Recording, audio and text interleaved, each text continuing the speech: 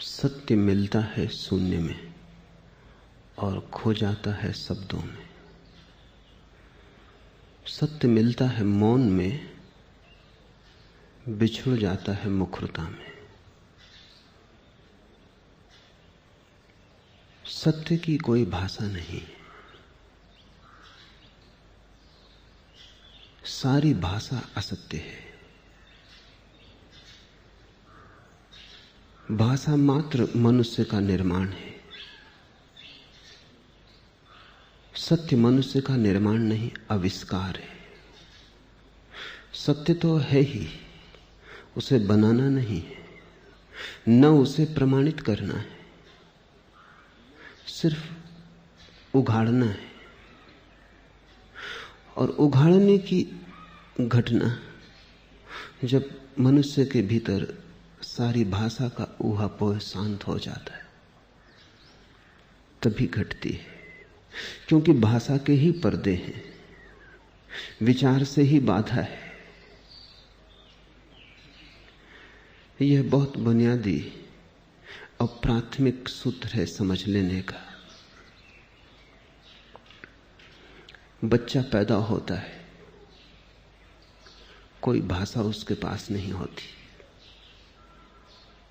न कोई शास्त्र लेकर आता है, न कोई धर्म, न कोई जाति, न कोई राष्ट्र। उतरता है शून्य की भांति। शून्य की पवित्रता अनूठी है। शून्य एकमात्र कुंवारापन है, बाकी तो सभी विकृत है। उतरता है एक ताजे फूल की भांति, चेतना पर एक लकीर भी नहीं होती, जानता कुछ भी नहीं, लेकिन बच्चे की जानने की क्षमता शुद्ध होती है। दर्पण है, अभी कोई प्रतिबिंब भी नहीं बना, लेकिन दर्पण की क्षमता पूरी है, शुद्ध है। बाद में प्रतिबिंब तो बहुत बन जाएंगे, जानना तो बढ़ जाएगा, जानने की क्षमता कम होती जाएगी, क्योंकि वो जो शून्य था वो शब्दों से भर जाएगा, उसकी रिक्तता समाप्त हो जाएगी। जैसे दर्पण पर प्रतिबिंब बने और चिपकते चले जाएं, अलग ना हो, तो दर्पण की झलकाने की क्षमता कम हो जाएगी। बच्चा पैदा होता है, जानता कुछ भी नहीं, लेकिन जानने की क्षमता उसकी परिशुद्ध होती है। इसलिए तो बच्चे जल्दी सीख लेते हैं, बूढ़े मुश्किल से सीख पाते हैं, क्योंकि सीखने की क्षमता ही बूढ़े की कम हो गई। मन भर गया, स्लेट पर बहुत कुछ लिखा जा चुका, कागज अब कोरा नहीं है। पहले कागज को कोरा करना पड़े तभी कुछ नया लिखा जा सके। बच्चा जैसा पैदा होता है, यदि तुम पुनः वैसे ही हो जाओ तो ही सत्य को पा सकोगे। तो एक जन्म तो बच्चे का है और एक जन्म संतत्व का। जिसके जीवन में दूसरा जन्म घट गया, जो द्विज हो गया, वही ब्राह्मण है। शास्त्र कहते हैं पैदा सभी शूद्र की भांति होते हैं, कभी कोई विरला ब्राह्मण हो पाता है, से सब शूद्र की भांति ही पैदा होते, शूद्र की भांति ही मर जाते। ब्राह्मण कौन है? वह नहीं जो वेद को जानता है, क्योंकि वेद को तो कोई भी जान ले सकता है। वह नहीं जिसे शास्त्र कंठस्थ है, शास्त्र तो कंठस्थ कोई भी कर ले सकता है। शास्त्र की जानकारी तो स्मृति है, ज्ञान नहीं। ब्राह्मण वह है जिसने ब्रह्म को जाना। यहां तुम आ गए हो, तुम्हें शायद पता भी ना हो, ये खोज ब्राह्मण होने की खोज, ब्रह्म को जानने की खोज।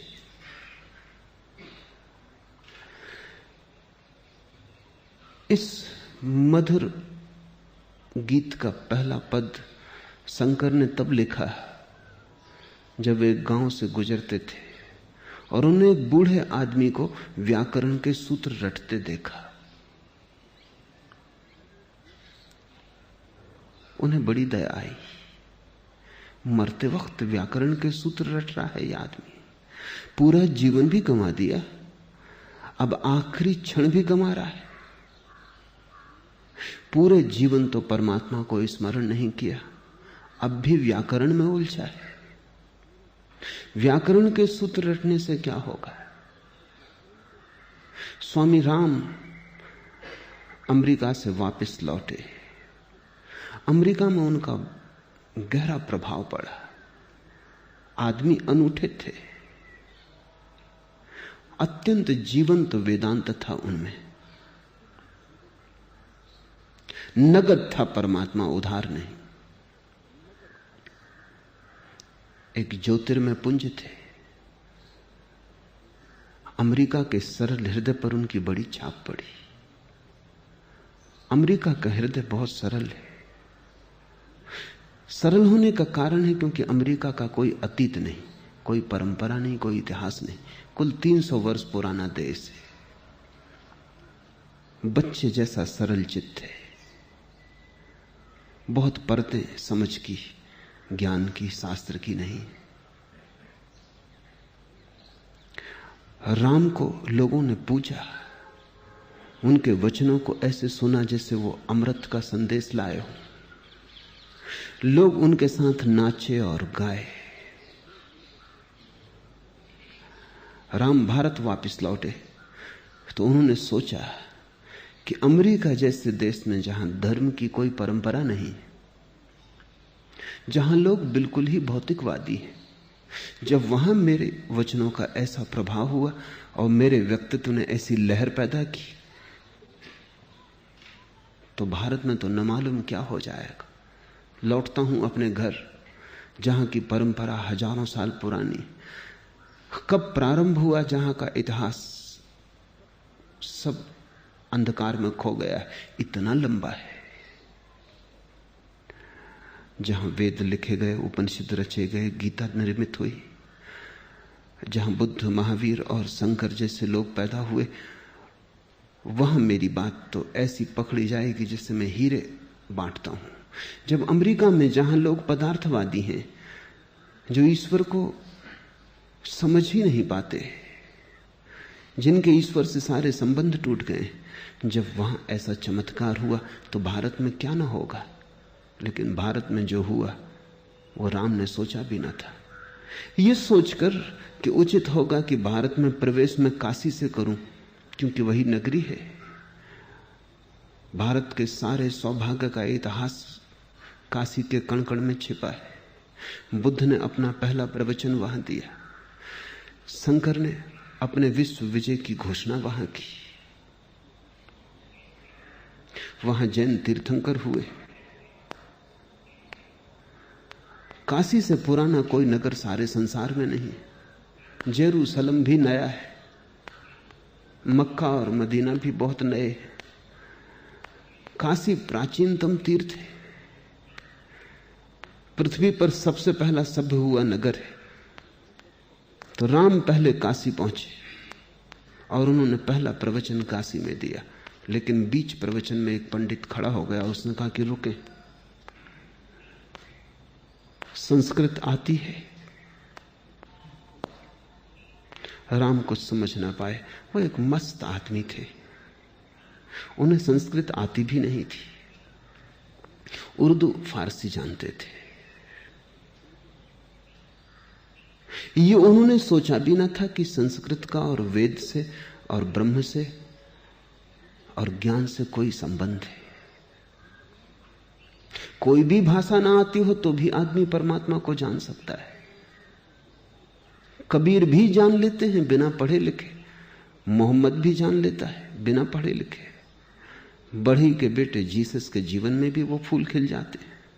कुछ पंडित होना शर्त तो नहीं है।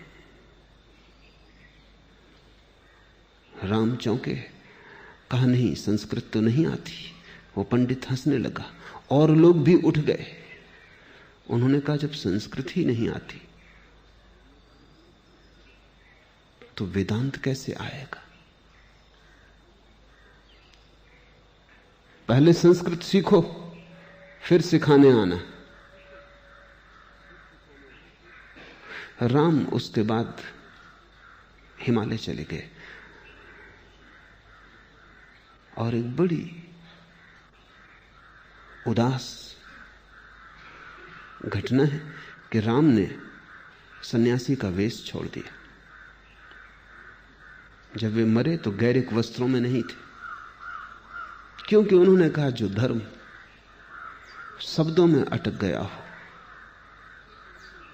और जिसका सन्यास केवल पांडित हो गया हो और संस्कृत जानने से जहां वेदांत जाना जाता हो, उस समूह का क्या अपने को अंग मानना। जब वो मरे तब वे गैरिक वस्त्रों में न थे, उन्होंने सन्यास का भी त्याग कर दिया।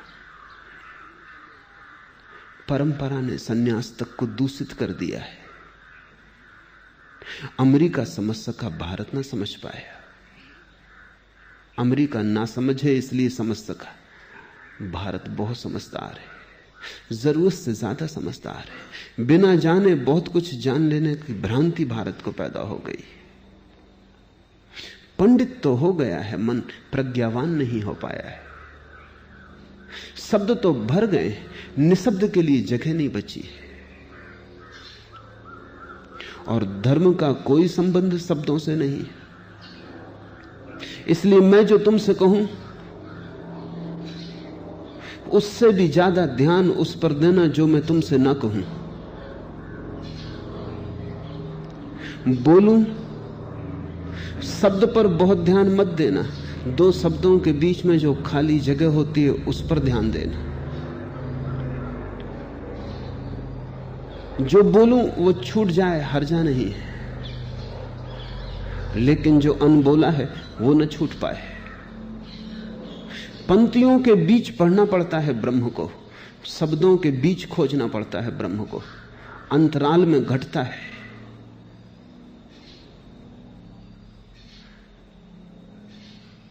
जब मैं चुप रह जाऊं क्षण भर को, तब तुम जागना, तब तुम गौर से मुझे देखना, तब तुम मुझे मौका देना कि मैं तुम्हारे करीब आ जाऊं और तुम्हारे हृदय को सहला सकूं। धर्म व्याकरण के सूत्रों में नहीं है, वो तो परमात्मा के भजन में है। और भजन जो तुम करते हो उसमें नहीं है। जब भजन भी खो जाता है, जब तुम ही बचते हो, कोई शब्द आसपास नहीं रह जाते, एक शून्य तुम्हें घेर लेता है। तुम कुछ बोलते भी नहीं, क्योंकि परमात्मा से क्या बोलना है। तुम्हारे बिना कहे वो जानता है, तुम्हारे कहने से उसके जानने में कुछ बढ़ती ना हो जाएगी। तुम कहोगे भी क्या? तुम जो कहोगे वो रोना ही होगा, और रोना ही अगर कहना है तो रोकर ही कहना उचित है, क्योंकि जो तुम्हारे आंसू कह देंगे वो तुम्हारी वाणी ना कह पाएगी। अगर अपना अहोभाव प्रकट करना हो तो बोलकर कैसे प्रकट करोगे?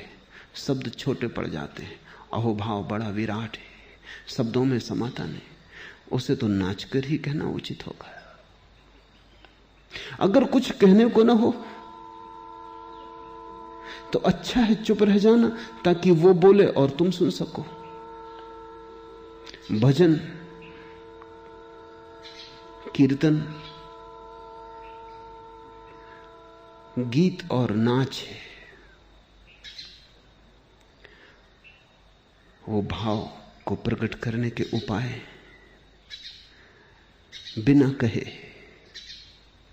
तुम भजन हो जाओ, तुम गीत हो जाओ।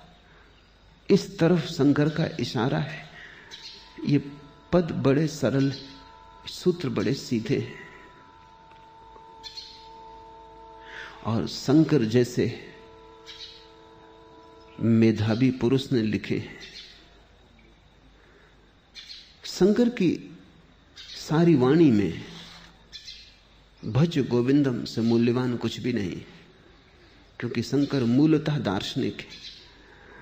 उन्होंने जो लिखा है वो बहुत जटिल है।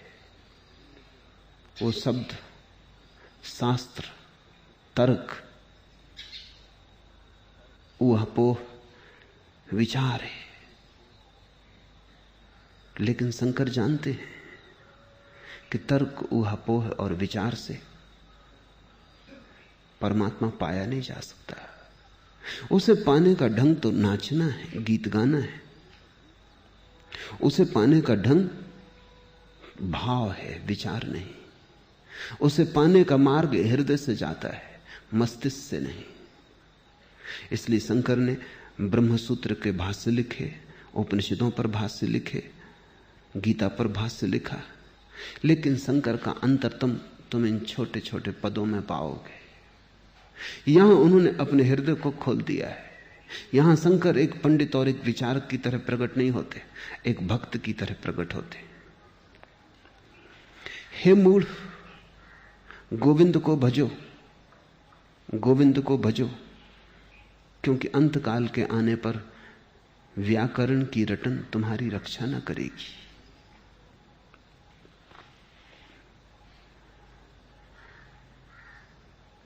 हे मूढ़, गोविंद को भजो। मूढ़ता क्या है? शंकर तुम्हें मूढ़ कहकर कोई गाली नहीं दे रहे हैं। अत्यंत प्रेमपूर्ण वचन है उनका ये। भज गोविंदम, भज गोविंदम, भज गोविंदम मूढ़ मते। हे मूढ़, भगवान को भज, गोविंद को भज। मूढ़ता का क्या अर्थ है? मूढ़ता का अर्थ समझो। मूढ़ता का अर्थ अज्ञानी नहीं है। मूढ़ता का अर्थ है अज्ञानी होते हुए अपने को ज्ञानी समझना। मूढ़ता पंडित के पास होती है, अज्ञानी के पास नहीं। अज्ञानी को क्या मूढ़ कहना? अज्ञानी सिर्फ अज्ञानी है, नहीं जानता। बात सीधी साफ है। और कई बार ऐसा हुआ है कि नहीं जानने वाले ने जान लिया और जानने वाले पिछड़ गए। क्योंकि जो नहीं जानता है उसका अहंकार भी नहीं होता। जो नहीं जानता है वो विनम्र होता है। जो नहीं जानता है, नहीं जानने के कारण ही उसका कोई दावा नहीं होता। लेकिन पंडित बिना जाने जानता है कि जानता है। शब्द सीख लिए हैं उसने, ग्रंथों का बोझ उसके सिर पर है। वो दोहरा सकता है व्याकरण के नियम, उन्हीं में डूब जाता है। सूफियों की एक कथा है। एक सूफी फकीर अपनी रोटी कमाने के लिए एक नदी पर लोगों को नाव से पार करवाता था। एक दिन गांव का पंडित उस पार जाना चाहता था, तो सूफी फकीर ने कहा, आपसे क्या पैसे लेने? पैसे भी वो 1-2 पैसे लेता था, आपको ऐसे ही पार करा देंगे। पंडित नाव में बैठा, वे दोनों चले। दोनों ही थे नाव में। पंडित ने पूछा, कुछ पढ़ना लिखना आता है? पंडित और पूछ भी क्या सकता है? जो वो जानता है वही सोचता है दूसरों को भी जना दे। हम वही दूसरों को दे सकते हैं जो हमारे पास है। सूफी फकीर का तेज उसे दिखाई ना पड़ा। पंडित अपने ज्ञान में अंधा होता है। उसने से समझा एक साधारण माझी है, वो एक असाधारण पुरुष था। पंडित जिस परमात्मा की बात सोचता रहा है, सुनता रहा है, वो परमात्मा उस असाधारण पुरुष में मौजूद था। जिसकी पंडित ने अब तक चर्चा की थी, वो उस फकीर में से झांक रहा था। अगर आंख होती तो फकीर में वो सब मिल जाता। जिसके सपने देखे, जिसके शास्त्र पढ़े, प्रत्यक्ष था वहां कोई। लेकिन पंडित ने पूछा पढ़ना लिखना आता है? पंडित को अगर परमात्मा भी मिल जाए तो वो पूछेगा सर्टिफिकेट, कहां तक पढ़े लिखे हो? उसकी अपनी दुनिया है, वो अपने ही शब्दों में, अपने ही शास्त्र में जीता है। उस फकीर ने कहा कि नहीं, पढ़ना लिखना तो बिल्कुल नहीं आता, मैं बिल्कुल गंवार हूं, ना समझ। उसने जब ये शब्द कहे तब अगर पंडित के पास जरा भी होश होता तो देख लेता कि कितनी गहरी विनम्रता है। अपने अज्ञान को स्वीकार कर लेना ज्ञान की तरफ पहला कदम है, और अगर कोई समग्रता से अपने अज्ञान को स्वीकार कर ले तो वही अंतिम कदम भी हो सकता है। क्योंकि जब तुम पूरे भाव से जानते हो कि कुछ भी नहीं जानता हूं, तब तुम्हारा अहंकार कहां टिकेगा, कहां खड़ा रहेगा? भूमि खो जाएगी, पैर के तले से गिर जाएगा भवन अहंकार का, तुम निरअहकार में उतर जाओगे। वही द्वार है, वहीं से कोई परमात्मा से जुड़ता है। फकीर ने कहा मैं कुछ भी नहीं जानता हूं, बिल्कुल बेपढ़ा लिखा हूं। पंडित ने कहा तो फिर तुम्हारी 4 आना जिंदगी बेकार गई।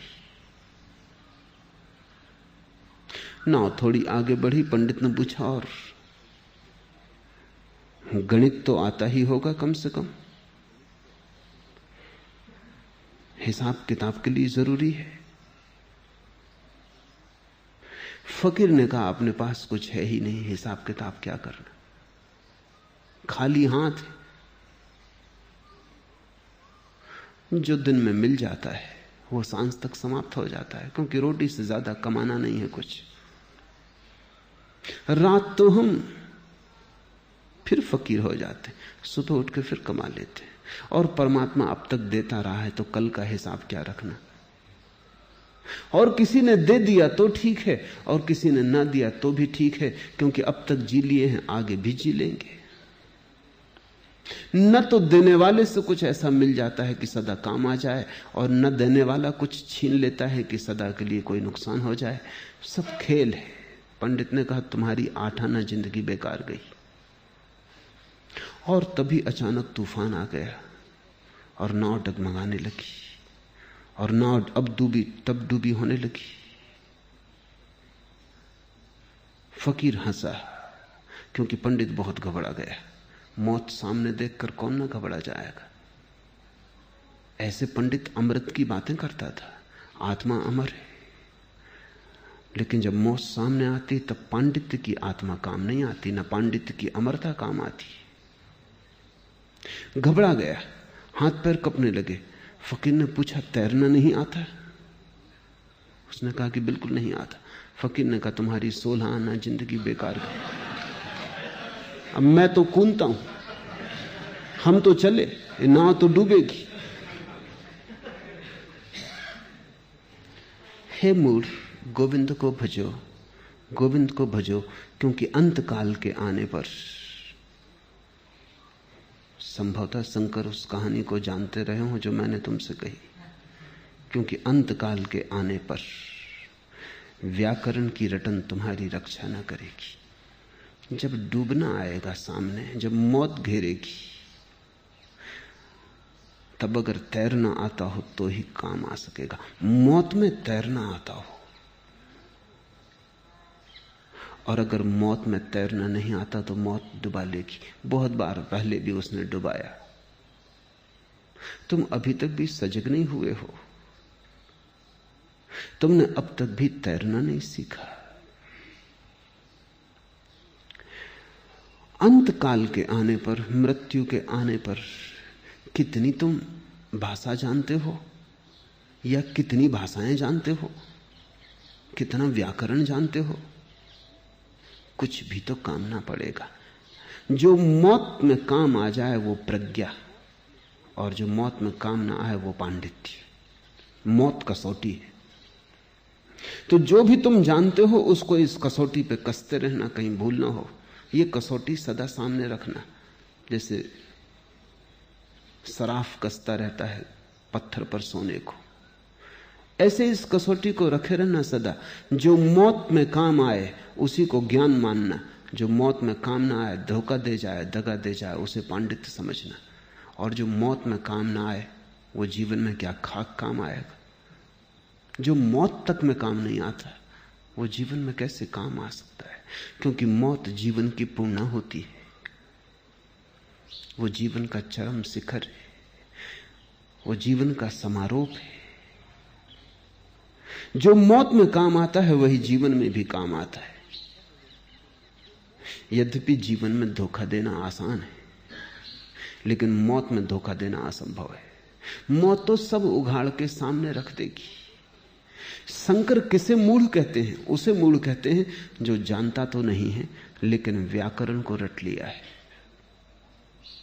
शब्द का ज्ञाता हो गया है। शास्त्र से जिसकी पहचान हो गई है, जो शास्त्र को दोहरा सकता है, पुनरुक्त कर सकता है, शास्त्र की व्याख्या कर सकता है, पंडित को मूढ़ कह रहे हैं शंकर। अगर पंडित को मूढ़ न कहते होते तो हे मूढ़ गोविंद को भजो, गोविंद को भजो, क्योंकि अंतकाल के आने पर व्याकरण की रटन तुम्हारी रक्षा न करेगी। अचानक व्याकरण को याद करने की जरूरत नहीं थी। मूढ़ थोड़ी, जिनको हम मूढ़ कहते हैं, अज्ञानी, वे थोड़ी व्याकरण रट रहे हैं, पंडित रट रहा है। और भारत में ये बोझ काफी गहरा हो गया है। ये इतना गहरा हो गया है कि करीब करीब हर आदमी को यह ख्याल है कि वो परमात्मा को जानता है, क्योंकि परमात्मा शब्द को जानता है। ध्यान रखना, परमात्मा शब्द परमात्मा नहीं है, न पानी शब्द पानी है। और प्यास लगी हो तो शब्द काम ना आएगा, पानी चाहिए। और मौत सामने खड़ी हो तो अमृतत्व के सिद्धांत काम ना आएंगे, अमृत का स्वाद चाहिए। मैं एक यात्रा में था, गर्मी के दिन थे, और उस वर्ष वर्षा नहीं हुई थी उस इलाके में। स्टेशन पर गाड़ी रुकी थी। एक आदमी 10-10 पैसे में एक गिलास पानी बेच रहा था। 10 पैसे में एक गिलास ठंडा पानी, कहता हुआ वो बढ़ता जाता, पैसे इकट्ठे करता जाता। एक आदमी जो मेरे पास ही बैठा था डब्बे में, उसने कहा 8 पैसे में न दोगे? वो पानी बेचने वाला रुका ही नहीं। उसने कहा फिर तुम्हें प्यास ही नहीं लगी। जब प्यास लगी हो तो कोई 10 पैसे 8 पैसे की बात करता है। ये तो प्यास न लगे हुए लोगों की बातें हैं। वो मुझे जज गई बात। उसने ठीक कहा कि 2 पैसे की फिक्र करोगे तुम, जब प्यास लगी हो तब आदमी सब देने को तैयार हो सकता है। हिसाब किताब तभी तक चलता है जब तक प्यास ना लगी हो। तुम कहते हो तुम हिंदू हो, मुसलमान हो, ईसाई हो, ये सब प्यास न लगे होने की बातें। जब प्यास लगती है तो कौन हिंदू, कौन मुसलमान, कौन ईसाई। जब प्यास लगती है तो तुम परमात्मा को मांगते हो। मंदिर, मस्जिद और गुरुद्वारे से कोई लेना देना नहीं रह जाता। इनसे कहीं प्यास बुझी है। और जब प्यास लगती है तो तुम हिसाब किताब नहीं लगाते। त्याग का यही अर्थ है, सन्यास का यही अर्थ है कि तुम्हें प्यास लगी है और तुम सब कुछ दांव पे लगाने को तैयार हो। लोग कहते हैं हाँ परमात्मा को भी जानना है, लेकिन अभी और दूसरे काम करने को भी बाकी है। अभी और उलझने हैं, उनको सुलझाने हैं। लोग परमात्मा को आखिर में टालते जाते हैं। वो तुम्हारी जरूरतों के क्यू में बिल्कुल अंत में खड़ा है, और जरूरतों का क्यू कभी पूरा नहीं होता है। वो अंत में ही खड़ा रह जाता है। तुम समाप्त हो जाओगे, तुम उसके पास कभी पहुंच ना पाओगे। एक जरूरत पूरी नहीं होती कि 10 पैदा हो जाती। एक आकांक्षा भर नहीं पाती कि 1000 पैदा हो जाती। वो हमेशा पीछे ही खड़ा रहता है, वो इंच भर नहीं सरक पाता। तुम्हारे जो जीवन की फेहरिस्त है उस पर परमात्मा अंतिम है या प्रथम है, इस पर सब कुछ निर्भर करेगा। जिसकी फेहरिस्त पर वो अंतिम है वो मूढ़ है, और जिसकी फेहरिस्त वो प्रथम है वो अमूढ़ है। वो जागने लगा। उसने एक बात ठीक से समझ ली है कि इस जीवन में मैं कुछ भी इकट्ठा कर लूं, मौत उसे छीन लेगी, और जो छीन ही जाना है उसे इकट्ठा करने में समय गंवाना व्यर्थ है। हे मूढ़, गोविंद को भजो। भजने इसे भी समझ लेना जरूरी है, क्योंकि तुम्हें भजन करते लोग मिल जाएंगे और भजन वे नहीं कर रहे। उनका भजन भी ऊपर ऊपर है, मनोरंजन होगा शायद, जीवन को दांव पर नहीं लगाया है। मजा ले रहे होंगे शायद, किसी और गीत से भी इतना मजा मिल सकता था, किसी और संगीत में भी इतनी ही खुशी हो सकती थी। लेकिन भजन का अर्थ है तुम्हारे पूरे प्राण से कोई आह उठती है, तुम्हारे पूरे प्राण से कोई आवाज उठती है, तुम्हारे पूरे प्राण दांव पर लगे, जैसे जीवन मरण का सवाल हो। गोविंद को भजना हो तो खुद को गंवाना जरूरी है। खुद को बचाना चाहा और गोविंद को भजना चाहा तो तुम अपने को ही धोखा दोगे। भजन की बड़ी आत्यंतिकता है, चरमता है। रामकृष्ण को कोई राम का नाम भी ले देता, सिर्फ नाम, रास्ते पर चलते वक्त शिष्यों को ख्याल रखना पड़ता कि कोई जयराम जी ना कर ले, कोई अजनबी आदमी जयराम जी कर ले, वो वहीं खड़े हो जाते,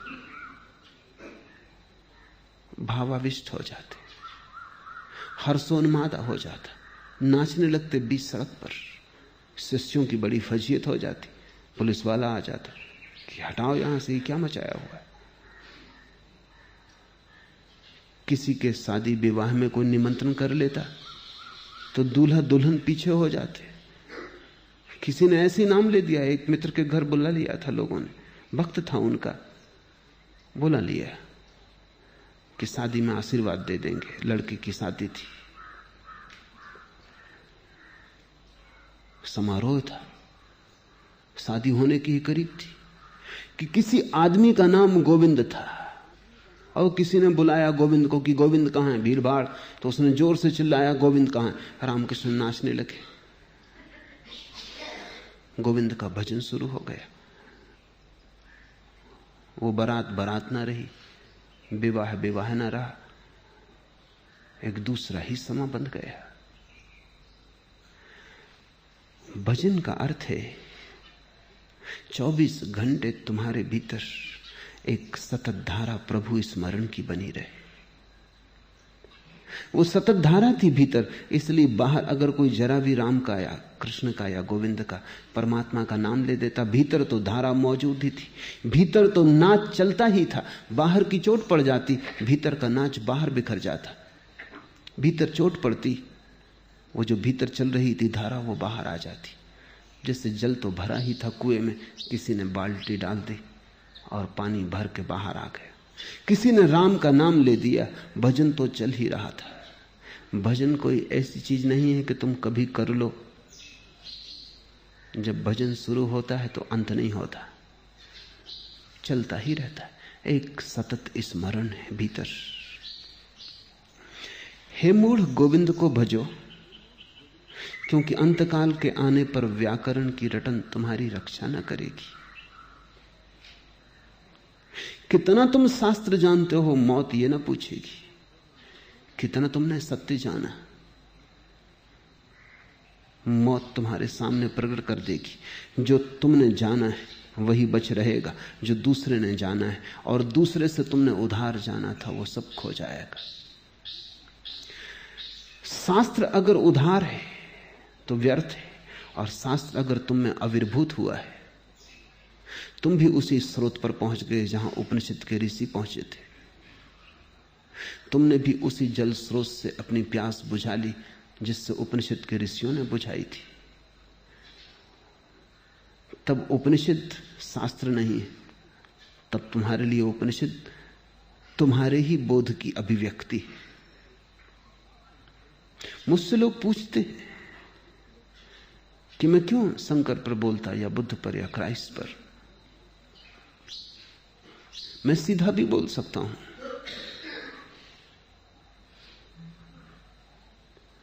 मैं सीधा ही बोल रहा हूं उनसे, मैं कहता हूं, क्योंकि शंकर के इस गीत में शंकर ने वही कहा है जो मैं कहना चाहूंगा, और इतने सुंदर ढंग से कहा है कि अब उसे और सुधारा नहीं जा सकता। आखिरी बात कह दी, कोई जरूरत नहीं है अब उसे दोहराने की। शंकर पर मैं इसलिए नहीं बोल रहा हूं कि मुझे लगता है शंकर जानते हैं, लगने का सवाल नहीं है। मेरा कोई विश्वास नहीं है शंकर में। उसी जल स्रोत से मैंने भी जल पिया है, जहां से पी के ये गीत उनमें पैदा हुआ होगा। हे मूढ़, धन बटोरने की तृष्णा को छोड़ो, सद्बुद्धि को जगाओ और मन को तृष्णा शून्य करो, तथा उसी से संतुष्ट और प्रसन्न रहो जो अपने श्रम से मिलता है। हे मूढ़, सदा गोविंद को भजो। धन बटोरने की तृष्णा छोड़ो। धन से केवल अर्थ उस धन का नहीं है जिसे तुम धन कहते हो। धन से उस सब का अर्थ है जिसको तुम बटोरते हो। जिसको भी बटोरने की तुम्हारे भीतर तृष्णा है वो सभी धन है, फिर वो ज्ञान ही क्यों ना हो। जब तुम ज्ञान भी बटोरते हो तुम धन ही बटोर रहे हो। एक आदमी रुपए गिनता जाता है कितने उसकी तिजोरी में हो गए। एक आदमी ज्ञान गिनता जाता है कि कितना ज्ञान उसने बटोर लिया, कितनी सूचनाएं उसके पास हो गई, कितने शास्त्र उसने पढ़ लिए, पर दोनों बटोर रहे हैं। तीसरा आदमी हो सकता है त्याग बटोर रहा हो कि कितने उपवास उसने किए। चौथा आदमी हो सकता है यश बटोर रहा हो कि कितने लोग उसे मानते, कितने लोग उसे पूजते, कितने लोग उसके पीछे चलते हैं। जहां भी तुम बटोरते हो, जो भी बटोरा जाता है वो सब धन है। और धन बड़े धोखे का है, क्योंकि भीतर तो तुम निर्धनी बने रहते हो और बाहर तुम बटोरते चले जाते हो।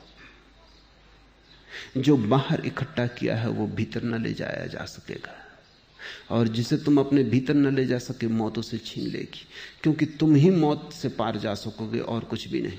केवल तुम्हारा होना ही गुजरेगा। लपटें उसे जला ना सकेंगी, शस्त्र उसे बेध ना सकेंगे। नैनम छिदंति शस्त्राणि नैनम दहति पावका। सिर्फ तुम गुजर पाओगे मौत के द्वार से, शुद्ध तुम, और कुछ भी नहीं। अगर तुमने बाहर का ही धन बटोरा तो तुम निर्धन गुजरोगे मौत के द्वार से। और जब मौत तुम्हें निर्धन बता देगी तो जीवन में भी धन का सिर्फ धोखा ही हुआ है। वह धन क्या जिसे हम साथ न ले जा सके। संपत्ति वही है जो साथ जा सके, अन्यथा से सब विपत्ति है। जिसे तुम बटोरते हो वो संपत्ति लगती है, संपत्ति है नहीं, है तो विपत्ति। और तुम भी जानते हो, बटोर लेने के बाद पता चलता है कि और विपत्ति बढ़ गई। संपत्ति से तो संतोष आता है, संपत्ति से तो शांति आती, संपत्ति से तो निर्भयता आती, संपत्ति से तो तुम्हारे जीवन में एक स्वर गूंजता है कि पा लिया, पहुंच गए, घर आ गया। एक विश्राम की सुगंध तुम्हारे जीवन में उठती, लेकिन वो तो उठती दिखाई नहीं पड़ती। संपत्ति बढ़ती है वैसे तुम्हारे जीवन में और भी दुर्गंध उठती है, और भी तुम्हारे जीवन में भय उठता है। संपत्ति क्या इकट्ठी होती है, हजार चिंताएं इकट्ठी होती। संपत्ति से शांति तो नहीं मिलती, अशांति के द्वार खुल जाते हैं।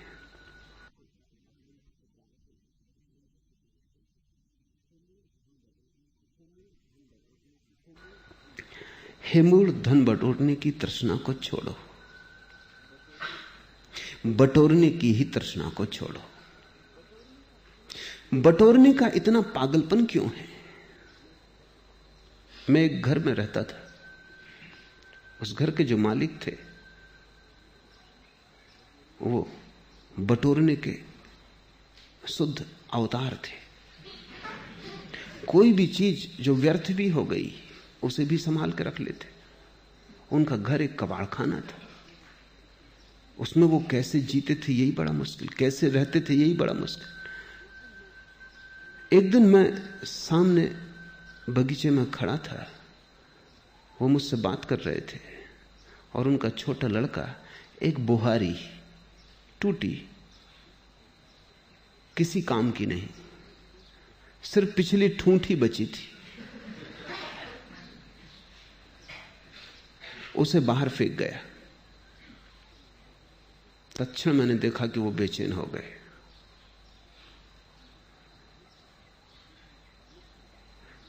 मुझसे बात चलती रही लेकिन नजर उनकी उस बुहारी पे लगी रही। मैंने सोचा कि मेरी मौजूदगी उनको बाधा बन रही, तो मैंने कहा मैं अभी आया। मैं घर के भीतर गया। जब मैं लौटा बुहारी नदारत थी, वो भी नदारत थी। वो ले गए उसे भीतर। मैं उनके पीछे ही गया। मैंने कहा अब बात जरा सीमा के बाहर हो गई। रंगे हाथ वो पकड़ गए, बुहारी लिए अंदर खड़े थे। मैंने पूछा कि ये किस लिए उठा लाए? उन्होंने कहा कुछ नहीं, कभी काम पड़ जाए। ये कैसे, इसका कोई काम भी नहीं समझ में आता। वो कहने लगे नहीं, कभी क्या काम पड़ जाए क्या पता, फिर फेंकने से फायदा क्या, रखी रहेगी। बटोरने की एक विक्षिप्तता है, किस कारण होगी? क्यों आदमी बटोरना चाहता है? भीतर एक बड़ा खालीपन है, उसे भरना है, किसी भी चीज से भरना है, नहीं तो आदमी बहुत खाली लगेगा। तुम थोड़ा सोचो, तुम्हारे पास कुछ भी नहीं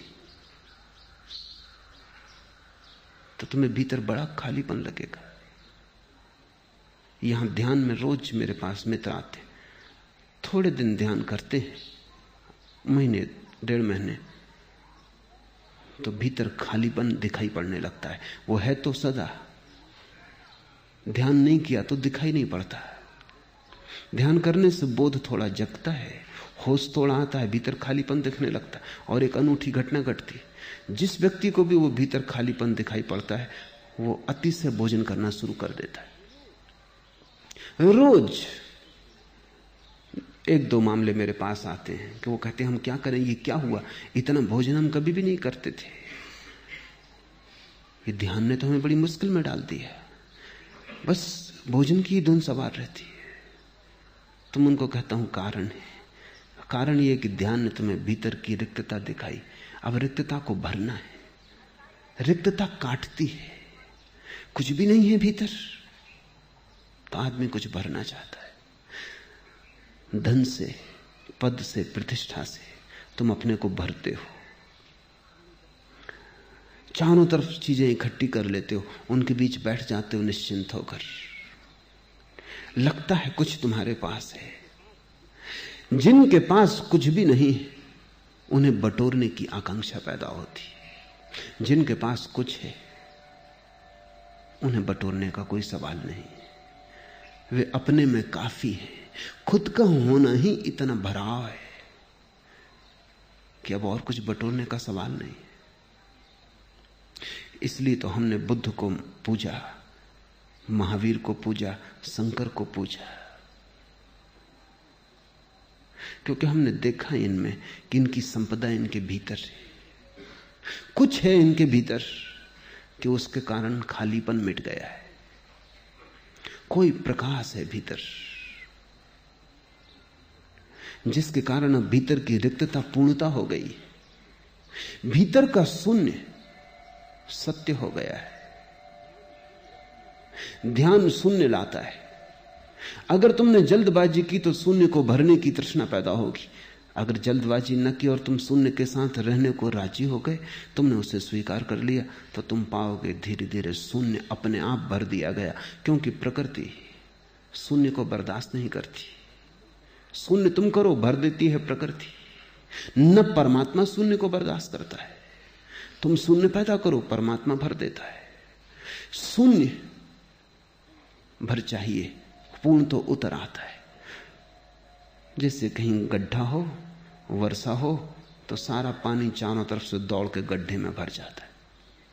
ऐसे ही तुम जब शून्य होते हो, परमात्मा चारों तरफ से तुम्हारी तरफ दौड़ने लगता है। तुमने गड्ढा बना दिया, अब भरना उसे है।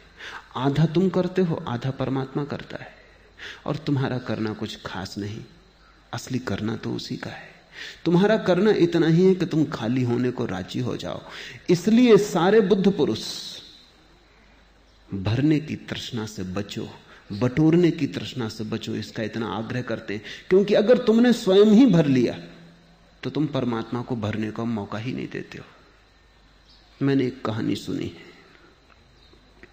कि कृष्ण भोजन को बैठे, रुक्मणी ने थाली लगाई, एक कौर लिया होगा मुश्किल से कि हड़बड़ा कर भागे। रुक्मणी समझ ना पाई, लेकिन द्वार तक गए, वापस लौट आए, फिर बैठ गए थाली पर।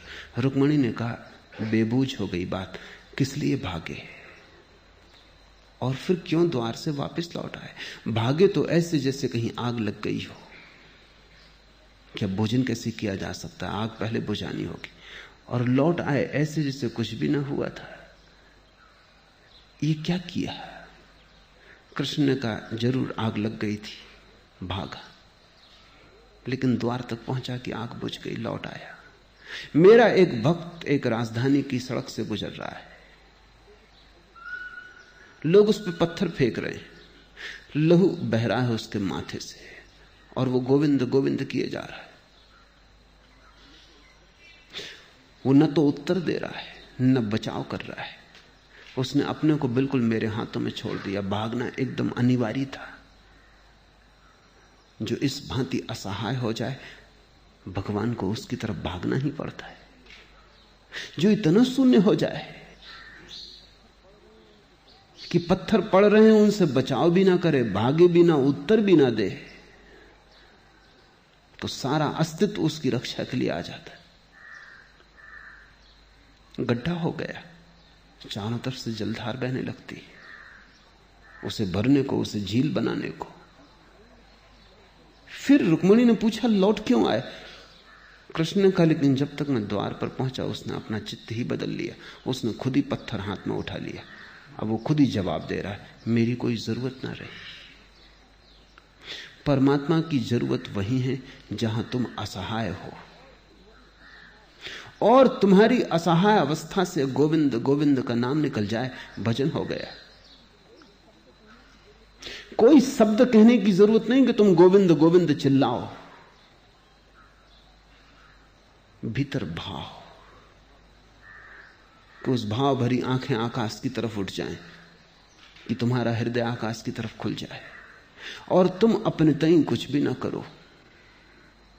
उसी क्षण परमात्मा तुम्हारी तरफ दौड़ पड़ता है। तुम गड्ढे बनो, परमात्मा भरने को सदा राजी है। मोहम्मद कहा करते थे, तुम एक कदम चलो उसकी तरफ, वो 1000 कदम चलता है, पर तुम एक कदम ही नहीं चलते। और वो एक कदम अत्यंत जरूरी है, क्योंकि जब तक तुम्हारी तरफ से संकेत न मिले कि निमंत्रण है, तब तक परमात्मा कैसे आए? आना भी चाहे तो कैसे आए? जिसे तुमने निमंत्रण ही नहीं दिया है, जिसे तुमने बुलावा ही नहीं भेजा है, वो आ भी जाए तुम्हारे द्वार पर तो तुम्हारे द्वार खुले ना पाएगा। वो दस्तक भी दे तो तुम समझोगे हवा का झोंका है। वो चिल्लाए पुकारे भी तो तुम अपने भीतर के शोरगुल के कारण उसकी आवाज ना सुन पाओगे। हे मूढ़, धन बटोरने की तृष्णा को छोड़, सद्बुद्धि को जगा। बुद्धि तुम्हारी चालाकी का नाम है, सद्बुद्धि तुम्हारी समझदारी का। इसलिए दुनिया जितनी बुद्धिमान होती जाती उतनी चालाक होती जाती। चकित होते हैं लोग ये देखकर कि लोग जितने शिक्षित हो जाते हैं उतने चालाक हो जाते। सोचा जाता था कि लोग शिक्षित हो जाएंगे तो सरल होंगे, लोग सुशिक्षित हो जाएंगे तो निर्दोष हो जाएंगे, लेकिन जितनी शिक्षा बढ़ती उतनी चालाकी बढ़ती है, उतना आदमी बेईमान होने लगता है, उतना पाखंडी हो जाता है, उतना दूसरे को कैसे चूसना इसकी कला में पारंगत हो जाता है। बुद्धि यानी संसार में कुशलता, सद्बुद्धि यानी परमात्मा में कुशलता। और ध्यान रखना, सद्बुद्धि वाला आदमी हो सकता है सांसारिकों को बुद्धू मालूम पड़ेगा ही, क्योंकि सांसारिक कहेगा ये तुम क्या कर रहे हो। बुद्ध ने घर छोड़ा, वो सद्बुद्धि के अवतरण की घटना थी। महल छोड़ा, राज्य छोड़ा। जो सारथी उन्हें छोड़ने गया था राज्य की सीमा के पार, वो तो साधारण नौकर था, उससे भी ना रहा गया। उसने कहा कि सुनो, ये छोटे मुंह बड़ी बात है, लेकिन कहे बिना नहीं रह सकता। तुम जो कर रहे हो ये बिल्कुल बुद्धूपन है, नासमझी है, पागल हुए हो। सारी दुनिया राजमहल चाहती, साम्राज्य चाहती, सौभाग्य से तुम्हें मिला है, और अभाग्य तुम कि तुम छोड़ के जा रहे हो। तुम्हारी जैसी सुंदर पत्नी कहां पाओगे? ये धन, सुख, सुविधा, ये राजमहल, ये परिवार, ये सम्मान कहां पाओगे? लौट चलो। बूढ़ा सारथी, वो भी बुद्ध से ज्यादा समझदार है, वो भी सलाह दे रहा है। बुद्ध ने कहा तुम्हारी बात मैं समझता हूं, लेकिन तुम जहां महल देखते हो वहां मैं सिवाय आग लगी लपटों के और कुछ भी नहीं देखता, और जहां तुम सौंदर्य देखते हो वहां मैं मौत को छिपा देख लिया हूं, और जहां तुम धन देखते हो वहां सिर्फ धन का धोखा है। मैं असली धन की खोज में जाता हूं। सुनो, मैं असली घर की खोज में जाता हूं, क्योंकि ये घर तो छीन लिया जाएगा। मैं उस घर की तलाश में हूं जो छीना ना जा सके, और जब तक वो ना मिल जाए तलाश नहीं रुकेगी। उसके लिए मैं सब गंवाने को तैयार हूं, क्योंकि ये तो छीन ही जाएगा। इसको दांव पर लगाने में हर्ज क्या है?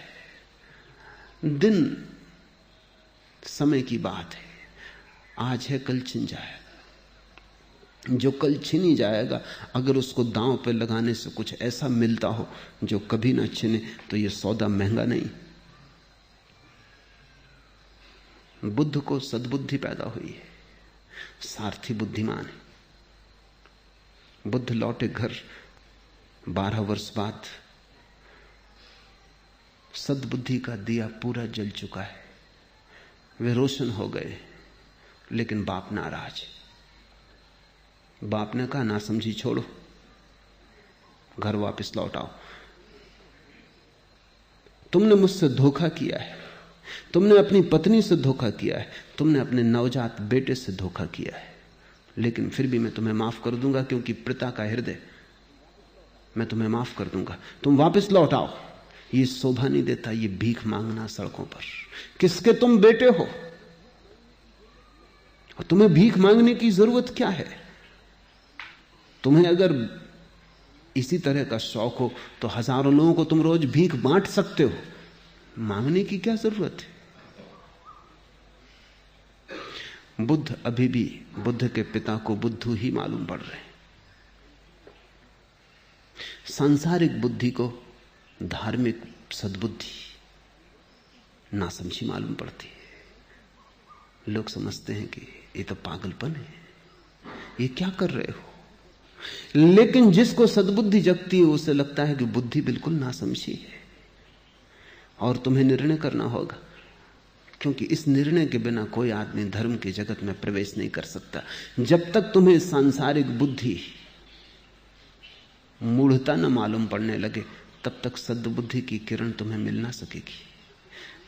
सांसारिक बुद्धि जब तुम्हें मूढ़ता मालूम होने लगे, सांसारिक चालाकी जब तुम्हें अपने को ही धोखा देना मालूम होने लगे, और सांसारिक यश पद प्रतिष्ठा जब तुम्हें असफलता दिखाई पड़ने लगे, तब तुम्हारे भीतर सद्बुद्धि का अंकुरण होगा। सद्बुद्धि को जगाओ और मन को तृष्णा शून्य करो, तथा उसी से संतुष्ट और प्रसन्न रहो जो अपने श्रम से मिलता है। ये सभी धनों के संबंध में सच है।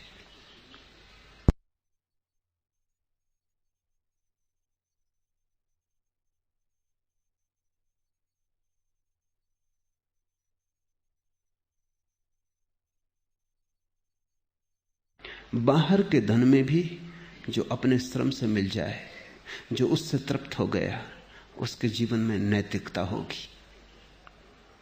और भीतर के जगत में भी भीतर का जो धन अपने श्रम से मिले, उसके जगत में, उसके चित्त में धार्मिकता होगी।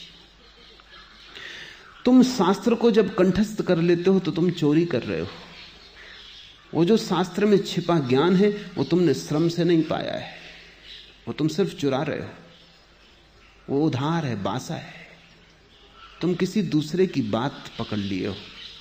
उस पर अपने भवन को मत बनाना। वो रेत पर खड़ा किया हुआ भवन, हवा का छोटा सा झोंका उसे गिरा देगा।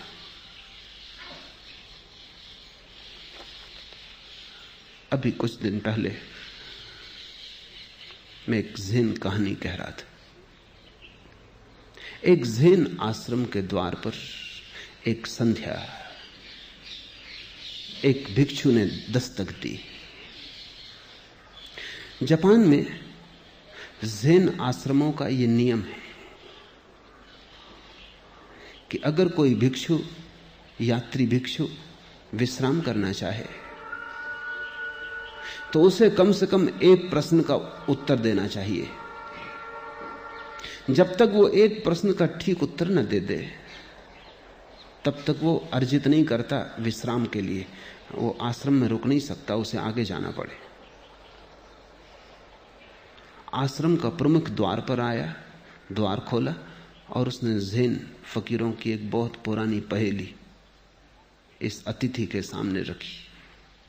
पहेली है कि तुम्हारा असली चेहरा क्या है, मूल चेहरा कौन सा है। वैसा मूल चेहरा जो तुम्हारे मां और बाप के पैदा होने के पहले भी तुम्हारा ही था। ये आत्मा के संबंध में एक प्रश्न है, क्योंकि मां और बाप से जो मिला वो शरीर है, शरीर का चेहरा भी उनसे मिला। तुम्हारा ओरिजिनल मौलिक मुखाकृति क्या है, तुम्हारा स्वभाव क्या है। और ज़ेन फकीर कहते हैं इसका उत्तर शब्दों से नहीं दिया जा सकता है, इसका उत्तर तो जीवंत अभिव्यक्ति होनी चाहिए। जैसे ही यह सवाल पूछा गया, उस अतिथि फकीर ने अपने पैर से जूता निकाला और पूछने वाले के चेहरे पर जूता मारा। पूछने वाला पीछे हट गया। झुक के उसने सलाम की, नमस्कार किया और कहा, स्वागत है, भीतर आओ। दोनों ने भोजन किया, फिर जलती हुई अंगीठी के पास बैठकर दोनों रात बात करने लगे। मेजबान ने मेहमान से कहा, तुम्हारा उत्तर अद्भुत था। मेहमान ने पूछा, तुम्हें स्वयं इस उत्तर का अनुभव है? मेजबान ने कहा, नहीं, मुझे तो अनुभव नहीं है, लेकिन बहुत मैंने शास्त्र पढ़े और शास्त्रों से यह पाया है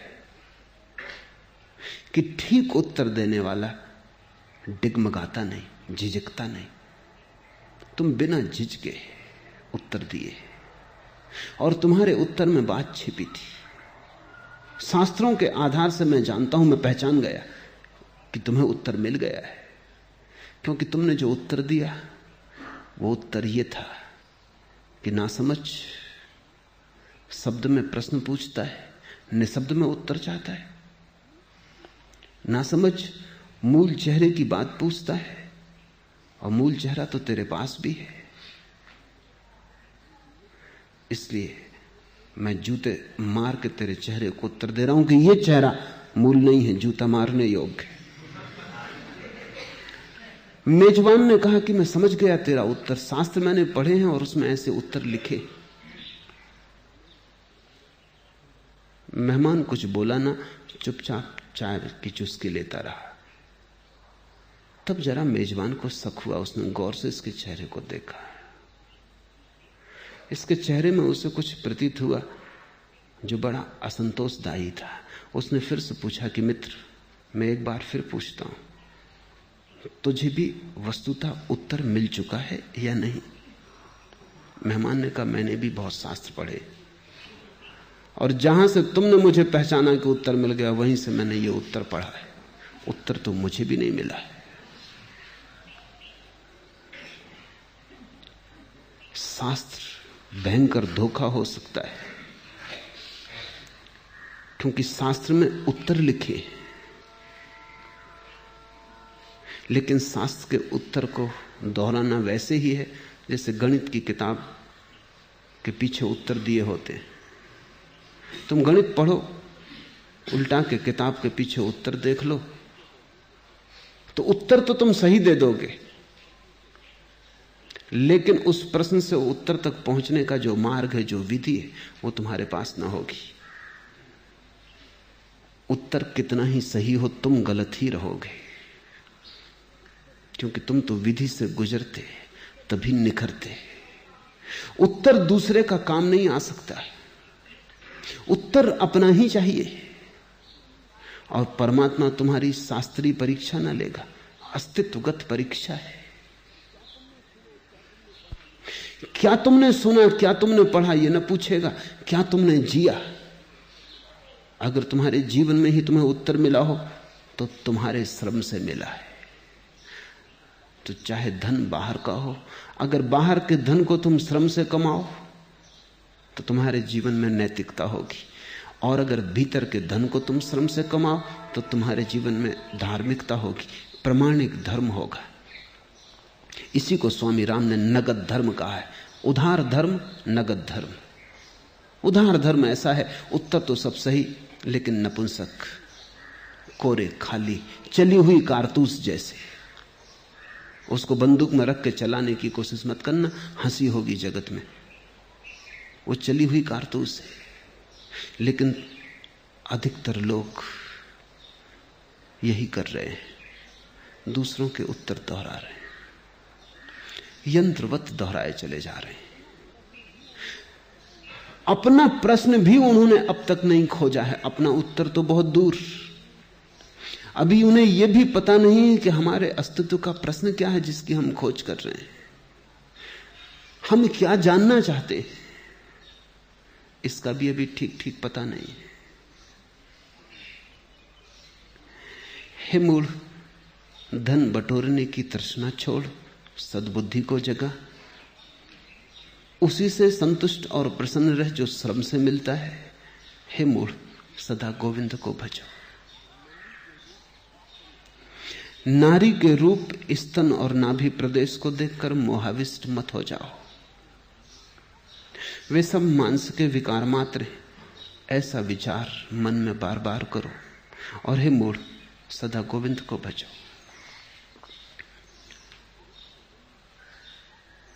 पुरुष के मन में नारी का आकर्षण है, नारी के मन में पुरुष का आकर्षण है। विपरीत का आकर्षण होता है, और विपरीत के आकर्षण में एक सम्मोहित अवस्था हो जाती है। इसे थोड़ा समझना जरूरी है। जब बच्चा पैदा होता है तो पहला संपर्क संसार से उसका मां का स्तन है। पहला संपर्क पर से, दूसरे से मां का स्तन है। मां के स्तन से ही परिचित होकर वो संसार में यात्रा शुरू करता है। इसलिए स्त्री के स्तन में पुरुष की सदा ही वासना बनी रहती। वो पहला संस्कार है मन पर, उससे गहरा कोई भी संस्कार नहीं। इसलिए चित्र, मूर्तियां, फिल्में, कहानियां सब स्त्री के स्तन के आसपास घूमती हैं। और पुरुष के मन में स्त्री के शरीर में सबसे ज्यादा मोहाविष्ट होने की जो जगह है वो स्तन है। स्त्रियां स्तनों को छिपाने में लगी रहती हैं, पुरुष उनको उघाड़ने में लगे रहते हैं। क्योंकि स्त्रियों को भी पता है कि पुरुष का आकर्षण कहां है, पुरुष को भी पता है कि स्त्री में उनका रस कहां है। और जितनी सभ्यता विकसित होती है उतनी ही ये कठिनता बढ़ती जाती है। असभ्य जातियों में स्तन के प्रति कोई आकर्षण नहीं है, क्योंकि स्त्रियां उघाड़ी हैं, स्तन उघड़ा ही हुआ है। और हर बच्चे को जितनी देर तक उसे दूध पीना हो मां का, पीने की पूरी स्वतंत्रता है। वो 10 साल का भी हो जाए और पीता रहे तो कोई अड़चन नहीं। सभ्य समाजों में जल्दी से जल्दी बच्चे से स्तन छुड़ाने की आकांक्षा है, और जितने जल्दी स्तन छुड़ा लिया जाए उतने ही स्तन में रस शेष रह जाता है। फिर कविताएं करते हैं लोग, स्तन की चित्र बनाते हैं, मूर्ति गढ़ते हैं, हजार उपाय करते, लेकिन उनका मन स्तन के आसपास घूमता रहता है। बच्चा तृप्त नहीं हो पाया, अतृप्त रह गया है। वो अतृप्ति सपने बनाती है। अतृप्ति में भीतर का एक सम्मोहन पैदा होता है, और इसकी तृप्ति का कोई उपाय नहीं है जब तक कि सद्बुद्धि ना जगे। इसे सतत स्मरण करना जरूरी है। शंकर कहते हैं बार बार इसका स्मरण होता रहे तो ही वो जो पहला संस्कार पड़ा है वो टूट सकता है। वैज्ञानिकों ने कुछ खोजें की हैं, उनकी एक खोज बड़ी महत्वपूर्ण है। एक वैज्ञानिक मुर्गियों पर प्रयोग कर रहा था। मुर्गी के अंडे से बच्चा पैदा हुआ, तो उसने उस बच्चे को मुर्गी को न देखने दिया, एक बतख को पास रख दिया। बच्चे ने जब आंख खोली अंडे के बाहर आके, तो उसने बतख को देखा। यह पहला संस्कार हुआ। फिर एक बड़ी मजेदार घटना घटी। वो बतख के पीछे दौड़े, मुर्गी से उसकी कोई पहचान ही ना रही। बतख उसे मारे भी, क्योंकि बतख को बर्दाश्त नहीं है कि मुर्गी का बच्चा नाहक उसके पीछे भागे। उसे मारे भी तो भी वो उसी के साथ जाए। मुर्गी उसे फुसलाए भी तो वो उसके पास ना आए, दूर खड़ा डरे। बतखों का जो कटघरा था उसमें वो सोना चाहे रात को, और बतखें उसे मार मार के बाहर निकाल दें, और मुर्गी उसे फुसला के अपने कटघरे में ले जाना चाहे, जहां सभी मुर्गियां उसका स्वागत करने को तैयार हैं, लेकिन वो वहां जाने को तैयार नहीं। पहला इम्प्रिंट, पहला संस्कार बड़ा बहुमूल्य है, वो जीवन भर पीछा करता है। मनुष्य के जीवन में जो भी पहली घटना घटती है वो सदा पीछा करती, और फिर जीवन भर चित्त उसके आसपास सपने गूंथता है। स्त्री के शरीर में या पुरुष के शरीर में ऐसा क्या है जिसमें इतना आकर्षण है?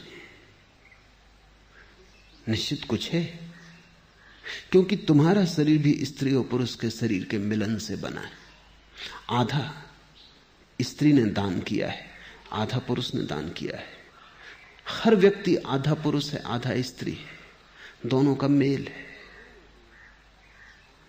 तुम्हारा रोआ रोआ आधा स्त्री है, आधा पुरुष है, अधूरा अधूरा है।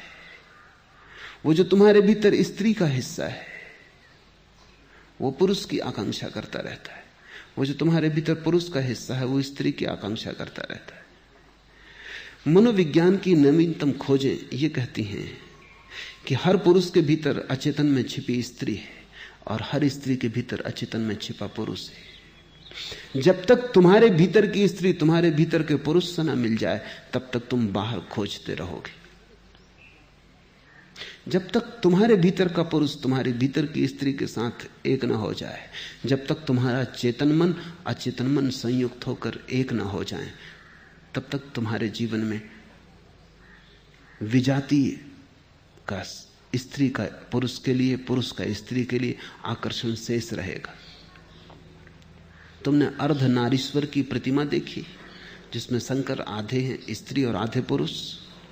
जब तक तुम्हारे भीतर भी आधे पुरुष और आधी स्त्री की अर्धनारीश्वर प्रतिमा निर्मित ना हो जाए, जब तुम अपने भीतर ही पूरे ना हो जाओ, तब तक तुम्हारी तलाश बाहर जारी रहेगी।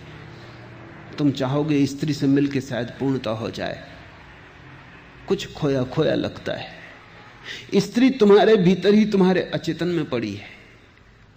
इसलिए समस्त योग तंत्र मौलिक रूप से तुम्हारे भीतर की शक्तियों को मिलाने की प्रक्रिया है। जब तुम भीतर जुड़ के एक हो जाते हो, तब तुम्हारे भीतर बाहर की आकांक्षा समाप्त हो जाती। लेकिन बाहर की आकांक्षा समाप्त हो तो ही तुम अपने भीतर मिलकर एक हो सकते हो। ये दोनों बातें एक दूसरे पर निर्भर हैं, अन्योन्याश्रित हैं। इसलिए शंकर कहते हैं, नारी के रूप स्तन और नाभि प्रदेश को देखकर मोहाविष्ट मत हो। शंकर पुरुषों से बोल रहे हैं, क्योंकि उन दिनों विशेषकर इस देश में धर्म मूलतः पुरुष का एकाधिपत्य था।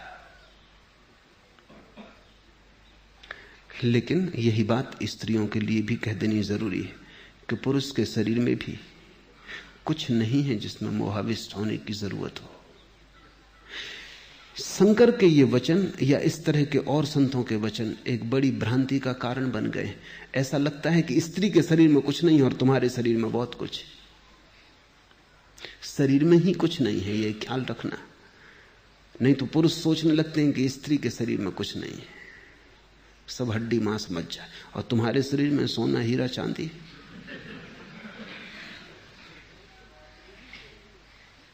जब तक तुम अपने ही शरीर में हड्डी मांस मज्जा ना देख पाओगे, तब तक तुम स्त्री के शरीर में भी ना देख पाओगे।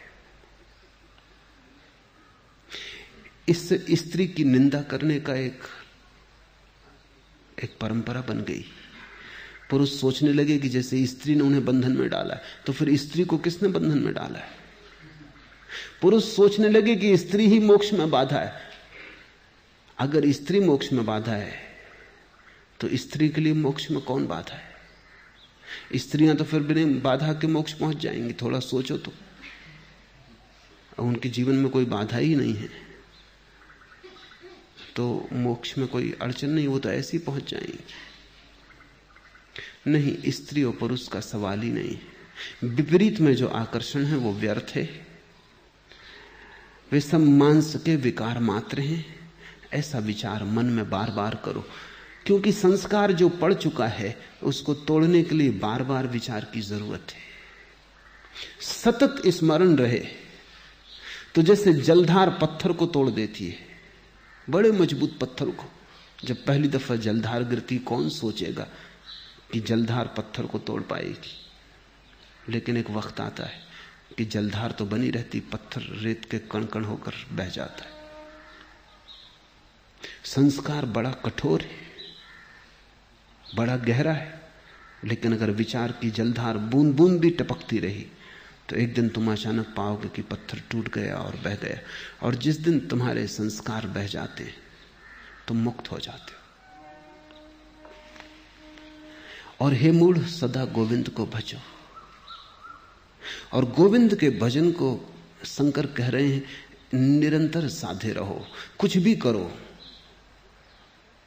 लेकिन लौट लौट के गोविंद के भजन को। गोविंद के भजन का अर्थ है जो दिखाई पड़ रहा है वो काफी नहीं है, पर्याप्त नहीं है, पूरा नहीं है। जो नहीं दिखाई पड़ रहा है वह भी है, उसे याद रखो। कहीं ऐसा ना हो कि दृश्य में अदृश्य खो जाए। अदृश्य को याद रखो। तुम मुझे देख रहे हो, मैं तुम्हें देख रहा हूं। तुम मुझे जहां तक देख पाओगे वो दृश्य है, लेकिन मेरे भीतर अगर तुम्हें अदृश्य की भी याद बनी रहे, रास्ते पर तुम चलो और जो आदमी तुम्हें मिले, जानवर मिले, वृक्ष मिले, तो जो दिखाई पड़ रहा है वो तो ठीक है, जो दिखाई पड़ रहा है वो संसार है। लेकिन हर दिखाई पड़ने वाले के भीतर जो अदृश्य छिपा है वही गोविंद है। गोविंद को भजने का अर्थ है दृश्य तुम्हें भुला ना पाए, दृश्य तुम्हें धोखा न दे पाए, तुम अदृश्य को याद रखते ही रहो। एक सन्यासी को गलती से, भ्रांतिवश एक सिपाही ने मार डाला। 1857 की बात, क्रांति के दिन एक मौन सन्यासी, नग्न सन्यासी गुजर रहा है अंग्रेजों की छावनी के पास से। सिपाहियों ने उसे पकड़ लिया, उससे पूछा कौन हो, लेकिन वो मौन है, इसलिए वो उत्तर नहीं दिया। उत्तर नहीं दिया तो शक बढ़ा, संदेह हुआ। एक अंग्रेज सिपाही ने भाला उठाकर उसकी छाती में भोंक दिया। उस सन्यासी ने व्रत लिया था कि सिर्फ मरते वक्त एक बार बोलेगा, उसके पहले नहीं। ऐसा 30 साल से वो मौन था।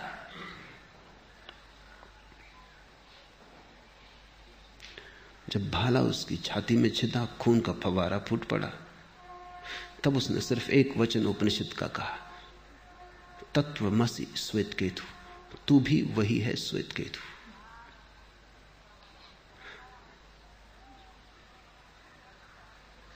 भीड़ इकट्ठी हो गई। लोगों ने पूछा तुम्हारा क्या मतलब है? उसने कहा कि मेरा मतलब इतना ही है कि परमात्मा किसी भी रूप में आए मुझे धोखा न दे पाएगा। आज वो भाला मारने के लिए आया है, भाला हाथ में लेकर आया है, भाला छाती में चुभ गया है, लेकिन मैं देख रहा हूं कि भीतर तू वही है, तत्वमसि श्वेतकेतु, तू मुझे धोखा न दे पाएगा। छाती से खून बहते वो सन्यासी नाचने लगा, क्योंकि वो अपने हत्यारे में भी परमात्मा को देख सका। भज गोविंदम मूढ़ मते। इसका अर्थ है कि कहीं कुछ भी हो जाए, हर हालत में परमात्मा तो दिखाई पड़ता ही रहे, दुश्मन में भी दिखाई पड़े, और जब मौत द्वार पर आए तो मौत में भी दिखाई पड़े।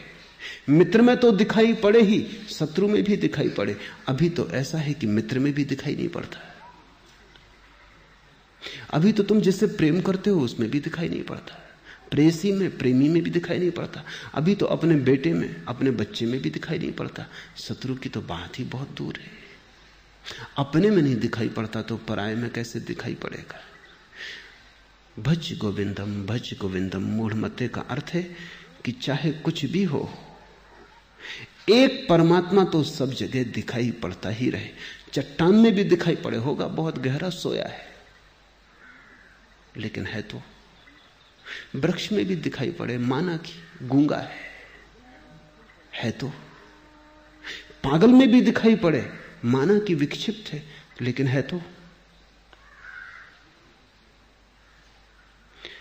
किसी भी रूप में आए वो तुम्हारी पहचान न चूके। साईं बाबा के जीवन में एक उल्लेख है। एक हिंदू सन्यासी जो जिस मस्जिद में साईं बाबा रहते थे उससे कोई 3 मील दूर रहता था, वो रोज आता है साईं के दर्शन को, और जब तक उनके दर्शन न हो जाते तब तक वापस जाके भोजन न करता। कभी कभी बड़ी भीड़ होती, वो मस्जिद में भीतर ही न घुस पाता। कभी कभी पूरा दिन बीत जाता तब दर्शन होते, लेकिन जब तक वो पैर न छूले तब तक वो भोजन न करता। कभी कभी रात हो जाती तो फिर भोजन करना मुश्किल हो जाता, उपवास ही रह जाता, क्योंकि दिन में ही भोजन करने का नियम था। साईं बाबा ने उसे कहा, ना समझ, तुझे यहां आने की जरूरत भी नहीं, मैं वहीं आ जाऊंगा, मगर पहचानना, ऐसा ना हो कि मैं आऊं और तू पहचाने ना। ठीक जब तेरा भोजन तैयार होगा मैं आ जाऊंगा, तू वहीं दर्शन कर लेना, भोजन कर लेना। 3 मील आना जाना, फिर कभी कभी उपवास से रह जाना, मुझे भी पीड़ा होती। उसने कहा, ये तो बड़े सौभाग्य की बात है, तो कल मैं राह देखूंगा। कल उसने खाना जल्दी बना लिया, बड़ी खुशी से राह देखने लगा। कोई नहीं आया, एक कुत्ता आया। कुत्ते को भोजन की गंध मिल गई होगी, उसने उठाया डंडा का, भाग यहां से। हम साईं की प्रतीक्षा कर रहे हैं। आए तुम, 2 डंडे मारे, कुत्ते को भगा दिया। फिर कोई नहीं आया। दोपहर हो गई तो भागा हुआ मस्जिद पहुंचा। वहां भीड़ लगी है। जाके कहा कि क्या मामला है? बोलकर वचन देकर आए नहीं। तुम तो यहां जमे हो, भीड़ भाड़ में बैठे हो, आओगे कैसे? साईं ने कहा मैं आया, 2 डंडे भी खाए, तुम पहचाने नहीं।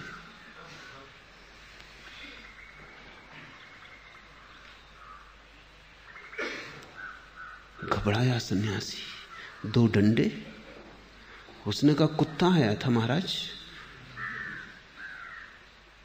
साईं ने कहा वो मैंने पहले ही कह दिया था, पहचानना।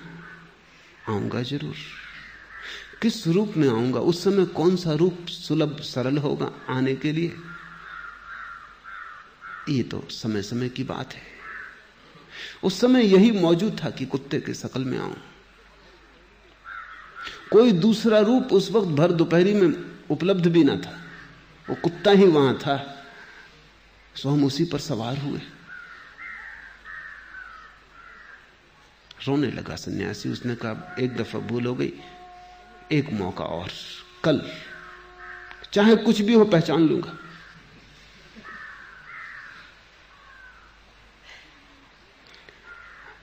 कुत्ता अगर आता दूसरे दिन तो पहचान लेता, लेकिन कुत्ता आया ही नहीं। अब उसको पता था, वो दो की प्रतीक्षा कर रहा था। साईं बाबा सीधे आ जाएं तो ठीक, नहीं तो कुत्ते की राह देख रहा था। कुत्ता आया ही नहीं। अब कुत्ते भी कोई भरोसे के थोड़ी, मौज की बात, आ गया नहीं आया। आया एक भिखमंगा, कोढ़ी। चूक हो गई। फिर उसकी बास आ रही थी, भयंकर दुर्गंध थी। ये तो भोजन को भी खराब कर देगा। इसकी बास आ रही है तो खाने का भी मन नहीं रह जाएगा। वमन की इच्छा होने लगी उसको देखकर। कहा कि भाई जा, यहां आने की कोई जरूरत नहीं, यहां अंदर प्रवेश भी मत करना।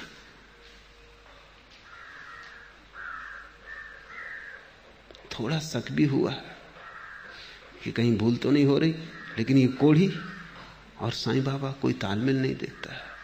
कुत्ता कम से कम स्वस्थ तो था। सांझ फिर गया। कहा कि आप आए नहीं, आपकी भी राह देखी, कुत्ते की भी राह देखी। साईं बाबा ने कहा आया था, लेकिन दुर्गंध तुझे जची ही नहीं। तूने दूर दूर धुतकार दिया। रोने लगा सन्यासी। कहा एक बार और। साईं बाबा ने कहा 1000 बार भी आऊं तू न पहचानेगा। पहचान तब संभव हो पाती है जब तुम जागते हो, जागे हुए होते हो। गोविंद को भजने का यही अर्थ है कि जो भी तुम्हें दिखाई पड़े गोविंद का भजन बन जाए। जहां से भी खबर आए उसकी ही खबर आए। हवा बहे तो उसकी याद, जल में कलकल नाद हो तो उसकी याद, पक्षी गीत गाएं तो उसकी याद, सन्नाटा हो तो उसका, शोरगुल हो तो उसका, बाजार हो तो उसका, शून्य हिमालय हो तो उसका, लेकिन उसकी याद हर जगह से आए। पत्ती, पखर, फूल, पत्थर, सब तरफ से उसकी याद आए। उसकी याद ही चारों तरफ बरसने लगे और तुम्हें घेर ले। जब भी तुम किसी की आंखों में झांको, उसी में झांको। और ये कोई कल्पना या काव्य नहीं है, ये तथ्य है, क्योंकि हर आंख से वही झांक रहा है। तुमने नहीं देखा, ये तुम्हारी भूल है। तुमने नहीं पहचाना, ये तुम्हारी नासमझी है। लेकिन हर आंख से वही झांक रहा है। लौट के अपनी पत्नी की आंख में ही झांक के देखना, या अपने छोटे बच्चे को पास बिठा लेना, उसकी आंख में गौर से झांकना। जल्दी ही तुम पाओगे बच्चा तो खो गया, निराकार मौजूद है। तुम जहां भी गहरे देखोगे उसी को पाओगे, जहां भी तुम उथला देखोगे चूक जाओगे। कमल के पत्ते पर जैसे तरल और अस्थिर होता है जल, वैसे ही यह जीवन अतिशय चपल और अस्थिर है। यह ठीक से समझ लो कि संसार अहंकार के रोग से ग्रस्त है और दुख से आहत। अतः हे मूढ़, सदा गोविंद को भजो। यहां तो सब बहा जा रहा है, प्रतिपल भागा जा रहा है, यहां कुछ भी स्थिर नहीं है। इस अस्थिर पर भवन मत बनाना। इससे तो रेत भी कहीं ज्यादा स्थिर है। यह संसार तो जल की धार है, इस पर भवन मत बनाना, अन्यथा पछताओगे। स्थिर को खोजो, सदा उस पर नजर रखो जो सब बहाव के बीच में भी ठहरा है। गाड़ी चलती है, चाक घूमता है, लेकिन कील ठहरी रहती। कील पर नजर रखो, कील में तुम उसे पाओगे, चाक में संसार है। संसार का अर्थ ही चाक है, इसलिए तो हम उसे संसार चक्र कहते हैं। वो घूमता चला जाता है, लेकिन जिसके सहारे घूमता है वो कील स्थिर है। अस्थिर को भी होने के लिए स्थिर का सहारा चाहिए, झूठ को भी जीने के लिए सत्य का सहारा चाहिए, स्वप्न के घटने के लिए भी सच्चा दृष्टा चाहिए, अन्यथा स्वप्न भी ना घट सकेगा। कमल के पत्ते पर जल जैसे तरल और अस्थिर होता है, ऐसा ही ये जीवन अतिशय चपल और अस्थिर है। इससे बहुत अपने को मत जकड़ लेना, अन्यथा तुम जकड़ोगे, पछताओगे, दुखी होगे। क्योंकि यहां कुछ रुक नहीं सकता, तुम रोकना भी चाहोगे ना रुकेगा, सब बहा जा रहा है। जवान हो, जवानी बह जाएगी। पकड़ोगे, कोशिश करोगे, पकड़ ना पाओगे, पछताओगे, पकड़ने में ही समय व्यय हो जाएगा। ये शरीर है, कल नहीं होगा। ऐसे बहुत शरीर हुए और नहीं हो गए। संसार एक चंचलता है, एक चपलता है, एक परिवर्तन है। यहां तुम अपना घर मत बनाना।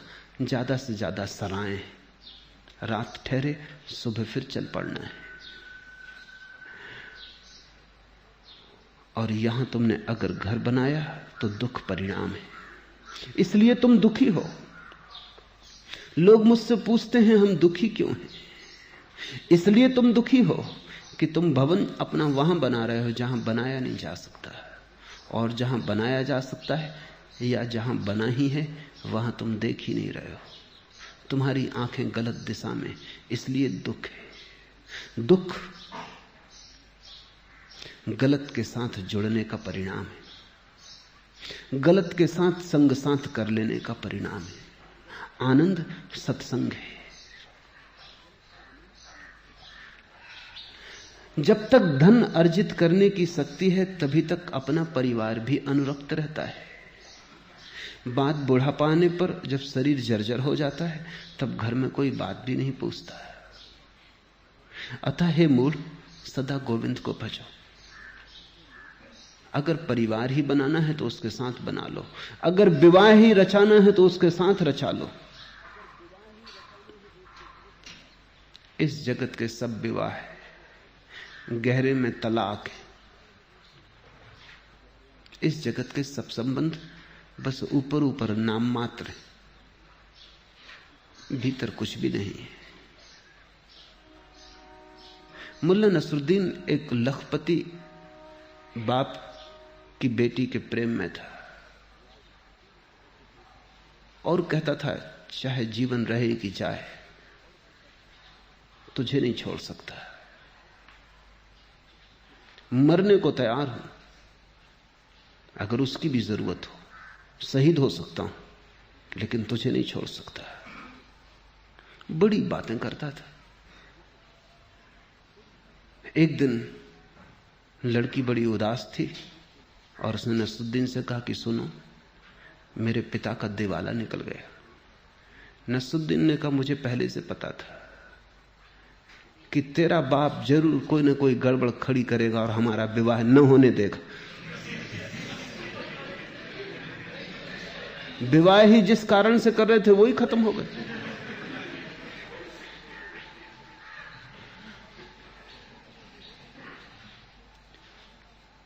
तुम्हारे संबंध, तुम कहते कुछ और हो, कारण उनका कुछ और ही होता है।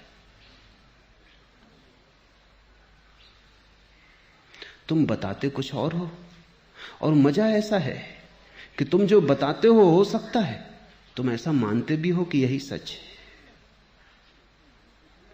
तुम अपने को भी धोखा दे लेते हो, दूसरे को ही देते हो, ऐसा नहीं है। आदमी बड़ा कुशल है, अपने को भी धोखा दे लेता है।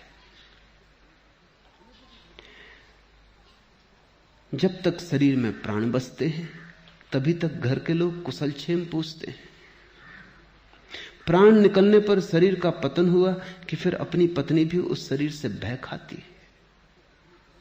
अतः हे मूढ़, सदा गोविंद को भजो। जो सदा साथ रह सके उसी का साथ कर लो। जिनका साथ नदी नाव संयोग है उनका साथ भी क्या साथ है। राह पर चलते हुए जैसे यात्री मिल जाते हैं, घड़ी भर को साथ हो लेते हैं, फिर अलग अलग मार्ग हो जाते हैं, बिछुड़ जाते हैं, ऐसा ही घड़ी भर का साथ है। इस साथ को बहुत मूल्य मत देना और इस साथ को सत्य मत मान लेना। स्वप्न में जैसे किसी से मिलन हो गया है, नींद टूटते ही छूट जाएगा। बालक खेलकूद में आसक्त रहता है, युवक तरुणी के प्रेम में आसक्त और वृद्ध चिंताओं में आसक्त रहते हैं। कभी तो मनुष्य परमात्मा के प्रति संलग्न नहीं होता। अतः हे मूढ़, सदा गोविंद को भजो। बचपन गुजर जाता है खेलकूद में, क्रीड़ा आसक्ति में। जवानी गुजर जाती है प्रेम के नाम पर चलते हुए खेल में। बुढ़ापा अतीत की चिंताओं में, अतीत का हिसाब बिठाने में, लगाने में, और जीवन यूं ही चला जाता है। परमात्मा की याद ही नहीं आ पाती और परमात्मा को हम टालते चले जाते हैं, स्थगित करते चले जाते हैं। कल और कल और कल आती है सिर्फ मौत। परमात्मा की याद भी नहीं कर पाते और मौत आ जाती है। हे मूढ़, सदा गोविंद को भजो। इसके पहले कि मौत आ जाए, जब भी होश आ जाए, जगाओ अपने को। थोड़ा देखो क्या तुम कर रहे हो, कहां तुम उलझे हो। तुम्हारे कृत्यों का क्या परिणाम हो सकता है। तुम्हारे कृत्य, तुम्हारा धन, तुम्हारी प्रतिष्ठा सब पड़ी रह जाएगी। जो पड़ा ही रह जाएगा उसके साथ बहुत समय व्यय मत करो। जितने जल्दी जाग जाओ उतना अच्छा।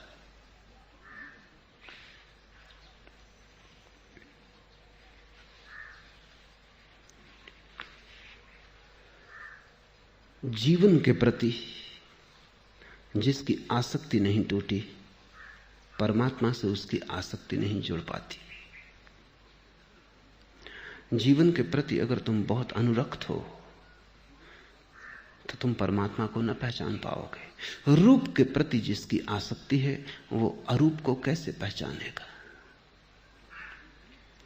पदार्थ को जिसकी पकड़ है वो निराकार को कैसे पकड़ेगा।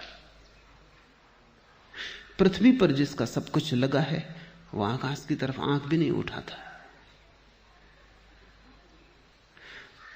तुम्हारी आसक्ति जहां है अभी, जब तक वहां उसकी जड़ें न टूट जाएं, जब तक तुम जाग के न देख लो कि सिवाय दुख के वहां और कुछ भी नहीं है, जब तक तुम्हें जीवन का सार निचोड़ दुख न दिखाई पड़ जाए,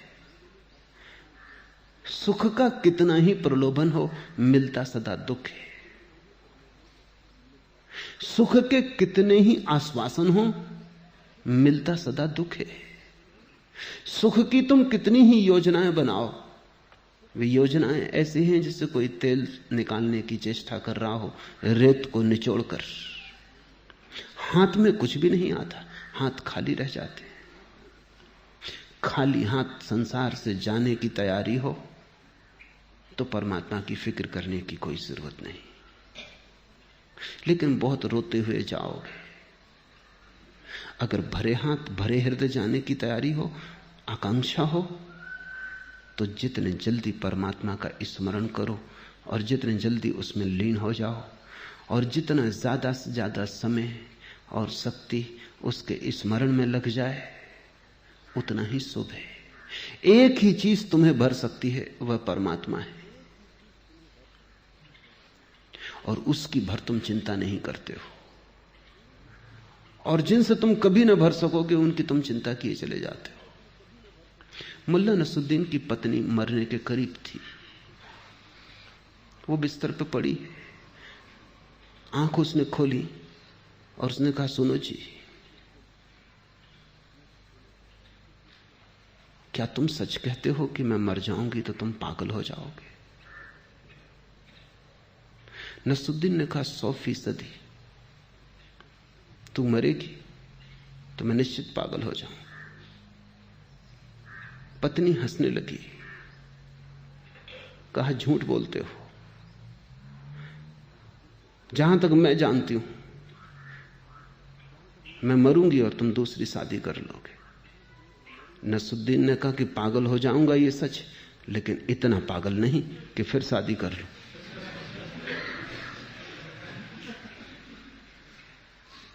अगर जीवन को तुम गौर से देखो तो तुम दोबारा जन्म ना लेना चाहोगे, तुम फिर शादी ना करना चाहोगे, क्योंकि सिवाय दुख के और तुमने पाया क्या?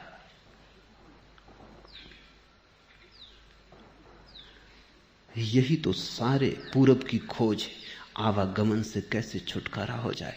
जिन्होंने जीवन को देखा उनकी एक ही आकांक्षा बची कि जीवन से छुटकारा कैसे हो जाए। मैंने सुना है कि एक बहुत अनूठा सन्यासी बोधि धर्म जब चीन गया बुद्ध का संदेश लेकर, तो सम्राट वू ने उससे पूछा कि संक्षिप्त में मुझे बता दें, मेरे पास ज्यादा समय नहीं है, तुम देख ही रहे हो कि साम्राज्य बड़ा है और मैं ज्यादा सत्संग नहीं कर सकता, मुझे संक्षिप्त में बता दो कि जीवन की सबसे बहुमूल्य बात क्या है, सबसे बड़ा सौभाग्य क्या है। बोधि धर्म ने कहा, तुम समझ ना पाओगे, सबसे बड़ा सौभाग्य ये कि तुम पैदा ही ना होते। वो थोड़ा चौंका, ये कोई सौभाग्य की बात कर रहा आदमी कि तुम पैदा ही ना होते? पर निश्चित ही बोधि धर्म सौभाग्य की ही बात कर रहा है। बुद्धों की यही तो आकांक्षा है कि पैदा ना होते। पर बोधि धर्म ने कहा, वो बात तो हो नहीं सकती, खत्म, तुम हो ही गए पैदा, वो तो नंबर 1 का सौभाग्य है। इसलिए नंबर 2 की कहता हूं कि जितने जल्दी मर जाओ। कहते हैं वो फिर कभी मिलने नहीं आया बोधि धर्म को कि ये भी कोई ज्ञानी है। लेकिन मैं भी तुमसे कहता हूं, नंबर 1 का सौभाग्य कि तुम पैदा न हुए होते, लेकिन उस पर तो अब कोई बस नहीं, हो ही गए। तो अब दूसरा सौभाग्य है कि तुम जीते जी मर जाओ, जीवन से तुम्हारा राग रंग छूट जाए। ये जीते जी मरने का अर्थ है।